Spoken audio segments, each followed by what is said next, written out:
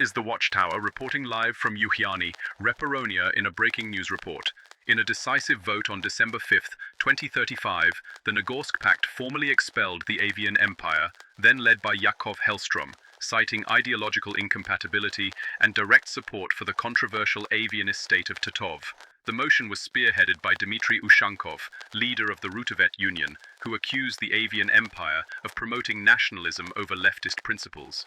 Nations siding with Rutevet and supporting the eviction included the Grozno-Kostan Union, Slavanov, Westpastria, Zavotel, Chinada, Limad, Osewa, the Bartiks, and Belarus. Only Banana voted to retain the Avian Empire in the alliance, and a few other members of the Nagorsk Pact abstained from voting. Yakov Hellstrom responded with both sarcasm and frustration, indicating deep shock at the decision. Despite his removal, Hellstrom emphasized maintaining ties with supportive nations and thanked Banana for its symbolic stand.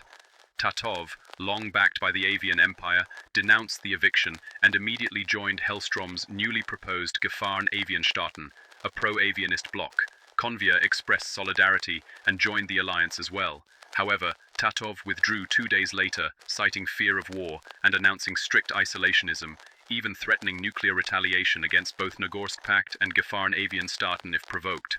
The Avian Empire deployed its navy to Tatov and warned it would defend the Gefahren Avianstaaten militarily, invoking its ALDS, Avian Last Defense System, in the event of war. The Nagorsk Pact denied intentions to invade but increased military presence near Banana and the Yimibania, Rutavish, Stalinist Republic Tatov border. A tense missile standoff began to unfold, leading to a heated and briefly physical diplomatic altercation between Avian and Rutevet representatives in the Arzinian United Nations courtroom. Ushankov and Hellstrom held a brief call, where Ushankov attempted to de-escalate the missile threat. Hellstrom, however, emphasized irreconcilable ideological differences. As Tatov withdrew from the Gefahren Avianstaaten, citing self-preservation, 2 days later, the Avian Empire launched an invasion, bombing Tatov's capital and initiating full-scale warfare against its former ally.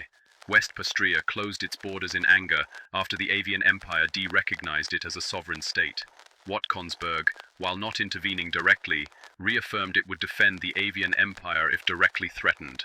After the Avian Empire had dropped devastating missiles onto Nagorsk Pact members, including Tatov, they had a coup led by Oskar Drevalt, bringing down the Avian Empire and the rise of the Nakhtarska Avian Empire. In other news, Watkonsberg has threatened the Grozno-Kostan Union to cede land to them or face invasion. Watkonsberg agreed to allow the Grozno-Kostan Union military to stay in the region, and the dual monarch will also lend a hand the best they can to the missile issue. The next day, after Grozno-Kostan denied the Watkonsbergian proposal, air raid sirens rang throughout Orsk and Haradovinsk oblasts. Whatever remained of Nagorsk Pact sent out soldiers to help support Grozno-Kostan in this conflict. However, in a turn of events, the Narko Republic and the southern oblasts of Grozno-Kostan declared independence as the state of Narko, raising their banner once more after over 7 years of Rutevet and Grozno-Kostan rule. This turned the war into a three-way war between the powers. After a few days of war, Grozno-Kostan suffered immensely and were pushed by Watkonsbergian soldiers and were willing to surrender. Half of Okhtrus Oblast, the entire Spedistan Republic, most of the Crescent Oblast, Novoged Krai, half of Grachigorsk Oblast, and all of Haradovinsk Oblast. This treaty will give Watkonsberg their long-desired coast after many years. This is the Watchtower from Uhiani, Reparonia, signing off.